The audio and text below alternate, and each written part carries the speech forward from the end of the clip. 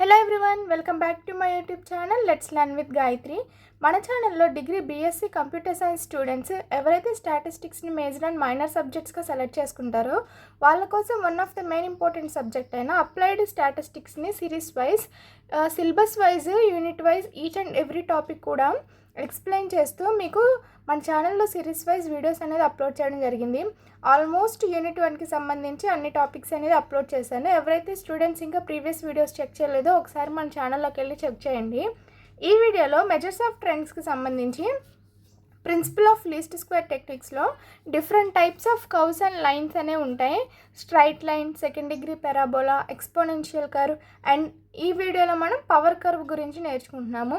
Previous వీడియోస్లో నేను అన్ని కర్వ్స్ గురించి వీడియోస్ అనేది అప్లోడ్ చేశాను. ముందుగా ఎవరైతే స్టూడెంట్స్ ఇంకా స్ట్రైట్ లైన్ అనేది చెక్ చేయలేదో ఒకసారి వెళ్ళి చెక్ చేయండి. Because straight line is the basic one. మీకు స్ట్రైట్ లైన్ వస్తే మిగతా అన్ని ఈక్వేషన్స్ అనేవి ఈజీగా వస్తాయి. సో ఈ వీడియోలో పవర్ కర్వ్ ఎలా ఉంటుందో చూద్దాం. అందుకంటే ముందు ఎవరైతే స్టూడెంట్స్ మన ఛానల్ని ఫస్ట్ టైం చూస్తున్నారో please subscribe to our channel and మీ ఫ్రెండ్స్కి కూడా షేర్ చేయండి సో దట్ వాళ్ళకు కూడా యూజ్ అవుతుంది. చూడండి, fitting of A power curve. మీకు అందరికీ తెలుసు ఈక్వేషన్స్ ఏ విధంగా ఉంటాయనేసి. మీ స్టూడెంట్స్ అందరూ కూడా కంపల్సరీ ఈక్వేషన్స్ ఏ విధంగా ఉంటాయని కంపల్సరీ గుర్తుపెట్టుకోవాలి. మీకు ఎగ్జామ్ పాయింట్ ఆఫ్ వ్యూలో ఏంటంటే క్వశ్చన్లో మీకు ఈక్వేషన్ అనేది రాదు. కర్వ్కి కానీ లైన్స్కి కానీ సంబంధించి సపరేట్ ఈక్వేషన్ ఏదైతే ఉంటుందో క్వశ్చన్లో మీకు ఈక్వేషన్ అనేది రాదు. ఎగ్జామ్లో మీకు fitting of a straight line, fitting of A second degree parabola, fitting of A power curve అని ఇస్తారు. మీకు ఈక్వేషన్స్ గుర్తుండకపోతే మీరు ఫస్ట్ స్టెప్తోనే ఆగిపోతారు. సో మీకు ఇంకా క్వశ్చన్ అనేది రాయడానికి అవ్వదు. సో కంపల్సరీ మీరు ఏవైతే ఉంటాయో equations compulsory straight line, parabola, exponential curve, power curve, అలాగే kth డిగ్రీ పోలినామియల్, ఈ 5 కూడా కంపల్సరీ మీరు ఈక్వేషన్స్ ఖచ్చితంగా గుర్తుంచుకోవాలి. ఇక్కడ పవర్ కర్వ్కి వచ్చేసరికి equation yt equal to at power b. Power curve and exponential curve చాలా సిమిలర్గా ఉంటాయి. చాలామంది స్టూడెంట్స్ ఈ రెండింటి విషయంలోనే కన్ఫ్యూజ్ అవుతారు. కంపల్సరీ ఆ డిఫరెన్స్ అనేది తెలుసుకోండి. మీకు ఎక్స్పోనెన్షియల్ కర్వ్లో ఏంటంటే yt equal to a b power t అని ఉంటుంది. ఇక్కడ చూడండి t పవర్ b, దాన్ని పవర్ కర్వ్ అని అంటారు. ఇక్కడ చూస్తే ప్రాసెస్కి వచ్చేసరికి ఫస్ట్ స్టెప్ ఏంటి, మనకి ఏదైతే కర్వ్ అనేది తీసుకొని చేస్తున్నామో ఆ కర్వ్ని ఈక్వేషన్ 1గా తీసుకుంటాం. అదే మనకు ఫస్ట్ స్టెప్.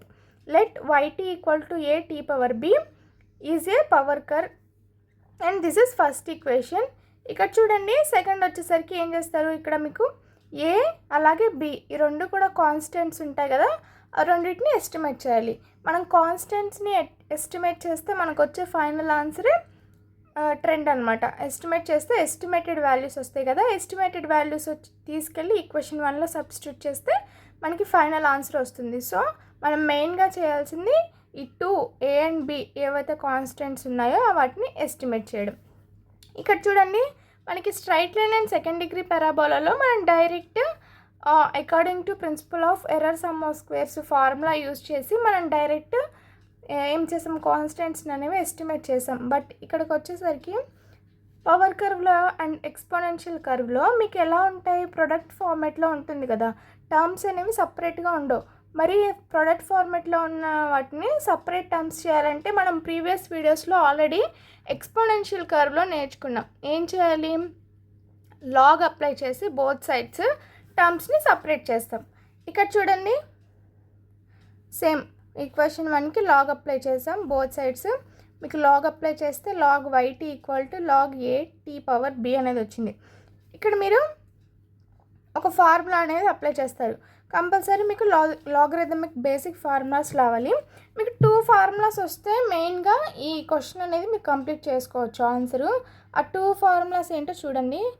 ఇక్కడ మీకు లాగ్ ab ఫార్ములా ఏంటి, log a plus log b.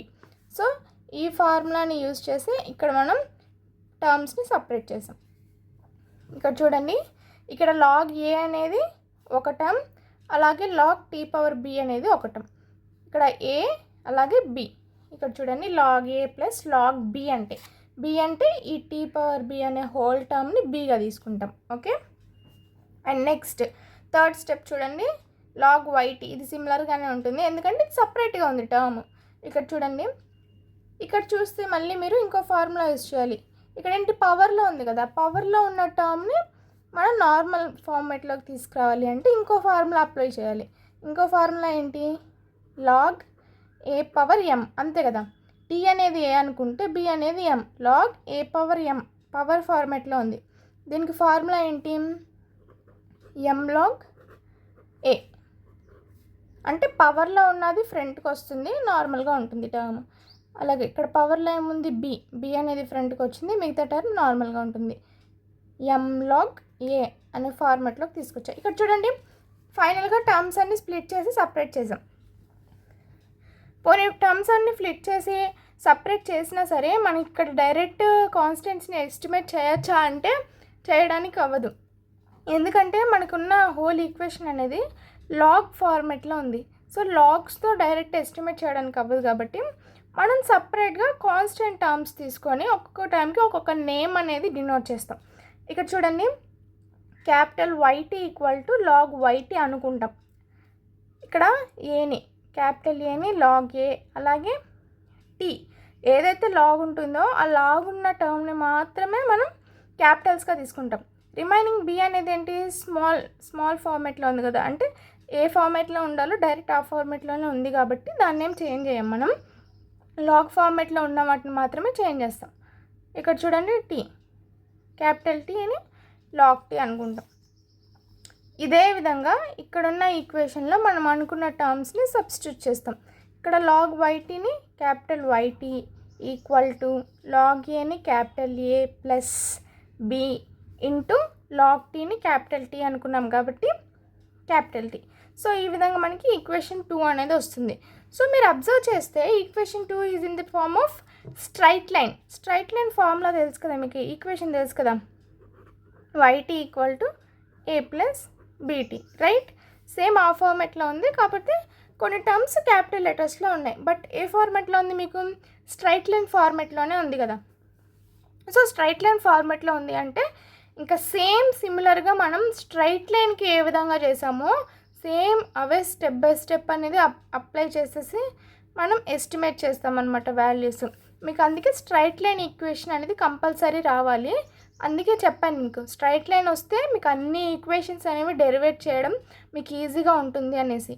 So straight line compulsory check చేయండి, అది బేసిక్ లైన్. ఇక్కడ చూడండి, నెక్స్ట్ మనకు తెలుసు according to principle of least squares the error sum of squares is given. So ఎర్రర్కి మీ అందరికీ ఫార్ములాకి తెలుసు, ఎర్రర్ని క్యాపిటల్ ఈతో డినోట్ చేస్తాం equal to summation I equal to 1 to n. మనం ఏదైతే కర్వ్ అనేది తీసుకున్నామో ఆ కర్వ్ అనేది సబ్స్టిట్యూట్ చేస్తాం. మీకు రైట్ సైడ్ ఉన్న వాల్యూస్ని లెఫ్ట్ సైడ్కి తీసుకొస్తాం సో దట్ సైన్స్ అనేవి మీకు చేంజ్ అవుతాయి. ఇక్కడ ప్లస్ సైన్స్ ఉన్నాయి కాబట్టి మీకు మైనస్లోకి చేంజ్ అవుతాయి. హోల్ స్క్వేర్ ఉంటుంది, ఈజ్ మినిమం. అండ్ నెక్స్ట్ తెలుసు మనం ఐడెంటిఫై చేయాల్సిన 2 terms, do E by do A equal to 0, అలాగే do E by do E do B equal to 0. ఈ 2 కూడా మనం డెరివేట్ చేయాలి. సో దట్ మీకు ఇక్కడ డెరివేషన్ అనేది కంపల్సరీ వచ్చి ఉండాలి. నేను ప్రీవియస్ వీడియోస్లో ఆల్రెడీ మీకు డెరివేషన్ ఎలా చేయాలి అని చెప్పాను. సో దట్ మీరు ఆ వీడియోస్ చెక్ చేస్తే మీకు డైరెక్ట్గా ఎలా వస్తుందో అని తెలుస్తుంది. ఇక్కడ నేను డైరెక్ట్గా ఇచ్చేసాను ఈక్వేషన్స్. మీకు స్ట్రైట్ లైన్ వచ్చు కాబట్టి స్ట్రైట్ లైన్లో ఉన్న ఈక్వేషన్స్ ఇక్కడ కూడా వస్తాయి, సేమ్ సిమిలర్.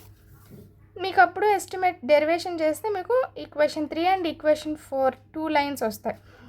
ఇక్కడ చూడండి, మనకు తెలుసు equation 3 and 4 are called normal equations. Normal equations అని పిలుస్తాం. వై? బికాస్ మనకి ఈ ఫార్మేట్లో పవర్ కర్వ్లో ఉన్న ఫార్మేట్ని మనం నార్మల్ ఈక్వేషన్స్ లాగ్స్ అప్లై చేసి డెరివేషన్ చేసి మనం నార్మల్ ఫార్మేట్లోకి తీసుకొచ్చాం.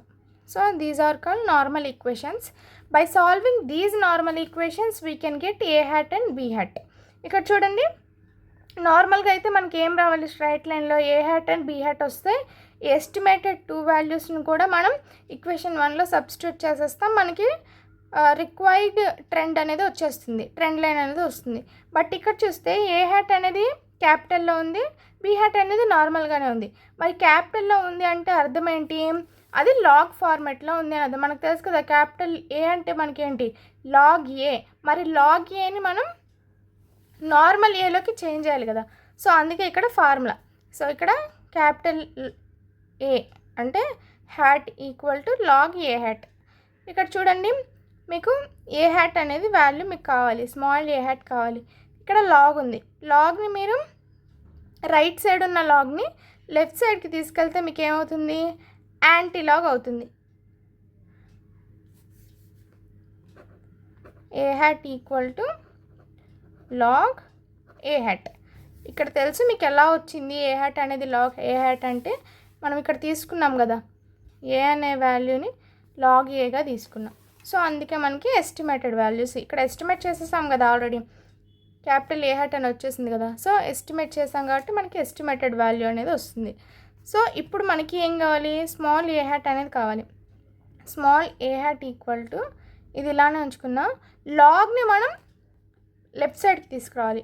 లాగ్ లెఫ్ట్ సైడ్కి తీసుకొస్తే ఏమవుతుంది, మీకు యాంటీ లాగ్గా కన్వర్ట్ అవుతుంది, anti log A hat. So that మీకు యాంటీ లాగ్ చేస్తే మీకు ఏ హ్యాట్ అనేది వస్తుంది. అప్పుడు మీకు A hat and B hat వస్తాయి. Substitute A hat and B hat in equation 1. Direct మీకు ఈక్వేషన్ 1 ఏదైతే ఉందో ఈక్వేషన్ 1లో log A hat and B hat A hat and B hat అనేది ఎస్టిమేటెడ్ వాల్యూస్ని మీరు సబ్స్టిట్యూట్ చేస్తారు. సబ్స్టిట్యూట్ చేస్తే then we can get the required power curve trend. Power curve trend ఏదైతే ఉందో అది వస్తుంది. సో సబ్స్టిట్యూట్ చేస్తే ఇలా ఉంటుంది. ఇంతే ఈజీగా మనకు పవర్ కర్వ్ అనేది చేసుకోవచ్చు. సో మీకు power curve, exponential curve, parabola ఇవన్నీ తెలియాలంటే మెయిన్లీ మీకు ఫస్ట్ స్ట్రైట్ లైన్ అనేది కంపల్సరీ తెలిసి ఉండాలి. స్ట్రైట్ లైన్ తెలిస్తేనే మీకు ఏ ఈక్వేషన్ అయినా ఏ కర్వ్ అయినా మీరు ఈజీగా చేసేస్తారు. సో దట్ నేను స్ట్రైట్ లైన్లో మీకు step by step formulas, tricks, strategies explain చేస్తూ విత్ నోట్స్తో ప్రొవైడ్ చేశాను. నేను ఇప్పుడు మీకు ఏదైతే నోట్స్ ఎక్స్ప్లెయిన్ చేస్తున్నానో సేమ్ ఇదే సిమిలర్గా మీరు ఎగ్జామ్లో ప్రజెంట్ చేయాల్సి ఉంటుంది. సేమ్ ఇవే స్టెప్ బై స్టెప్ మీరు ఎగ్జామ్లో ప్రజెంట్ చేస్తే కంపల్సరీ మీరు అవుట్ ఆఫ్ మార్క్స్ అనేది గెయిన్ చేస్తారు. సో వీటి మీద మీకు ప్రాబ్లమ్స్ కూడా వస్తాయి. ప్రాబ్లమ్స్ ఎలా చేస్తారు అని కూడా నేను ఎక్స్ప్లెయిన్ చేస్తాను. క్యాషియో సైంటిఫిక్ క్యాలిక్యులేటర్స్ ఏవైతే ఉంటాయో మీకు ఎగ్జామ్లో ఎలా ఉంటాయి, ఫైనల్ ఎగ్జామ్లో అన్ని యూనివర్సిటీస్ కూడా మీకు ఎలా చేస్తారు స్టాటిస్టిక్స్ ఎగ్జామ్స్కి.